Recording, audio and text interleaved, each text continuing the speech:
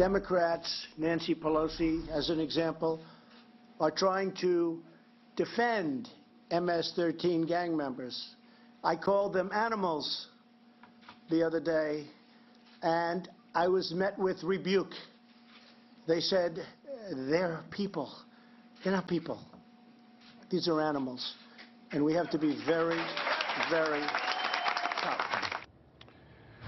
Well, that was President Trump on Long Island today for an immigration roundtable at a Homeland Security facility. The president discussing efforts to eradicate the very violent MS-13 gang and highlighting progress that his administration has made as he doubled down on calling the gang criminals animals. Here now to discuss Darren Porcher. He's a retired NYPD lieutenant, also former U.S. Army officer. Fort O'Connell, the Civic Forum chairman and PAC chairman, also political activist and Washington Examiner contributor, along with Beverly Hallberg, president of District Media Group. Beverly, I want to start with you here.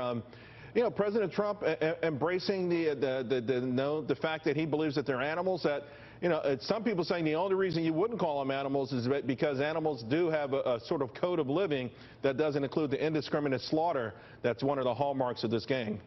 Yeah, even the White House came out today with a list of atrocities committed against individuals, specifically in New York City. I think the president is right to keep this story alive because not only does it point out the fake news or bolster his claim about fake news that exists, but I think mostly because he's contrasting himself to Democrats. It's almost like the one unifying message that Democrats have so far in 2018 is that they think violent gang members are people too. That's what they want to run on, is focusing on that. And I think when they're looking at this immigration issue, they're looking at wrong if they think MS-13 are the individuals that people want to protect. And so I think that as the story continues to unfold, that the president is continuing to have strong poll numbers in his perspective on this. You know, Ford, I agree. I think it's the same sort of tactic when you look at when you ignore, for instance, when gangs kill each other and you blame it on guns. In this case, you say, well, at birth these people weren't necessarily savages.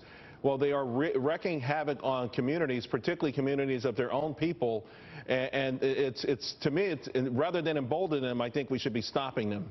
Well, I think you're right. And look, I think Beverly's right, too. Look, immigrant is the most weaponized term in politics today. And using MS-13 as a real-world example of the ills of illegal immigration is a political winner for Donald Trump. He ran as the law and order candidate. I can tell you from my various experiences in several DA's offices, including Los Angeles, they are the worst of the worst. They are engaged in everything from contract killing to kidnapping to the sex trade. And frankly, Democrats need to be called out because I don't know why they're fighting and dying on this hill, but they just believe that open borders is a winner for them at the polls.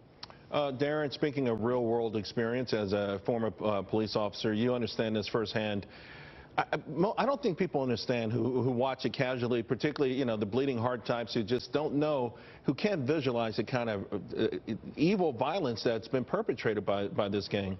This is an atrocious gang, to say the least, and they are part of an urban genocide in connection with the El Salvadorian community. They victimize that community on a regular basis. And one of the things that's really interesting to me, I heard the comment Donald Trump referred to MS-13 as animals.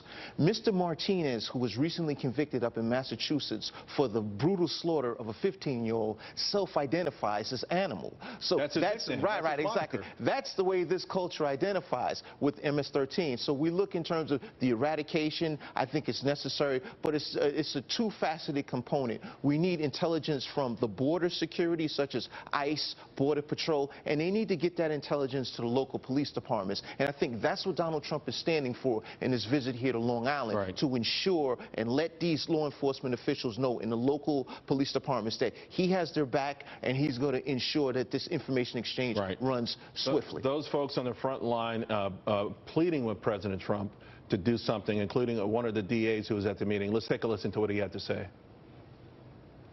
We want these savages incapacitated before they can try to cross over our borders.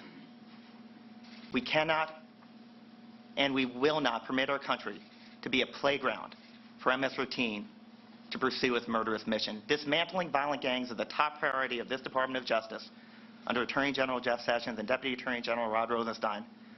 And it will remain such as we continue to use all law enforcement tools at our disposal to rid our streets of the scourge of MS-13. You know, Beverly, tooling around the Sunday talk shows this past weekend, the focus squarely on the word animal. No one ever talked about the victims. No one ever talked about the brutality. No one talked about the mounting body count and carnage at all.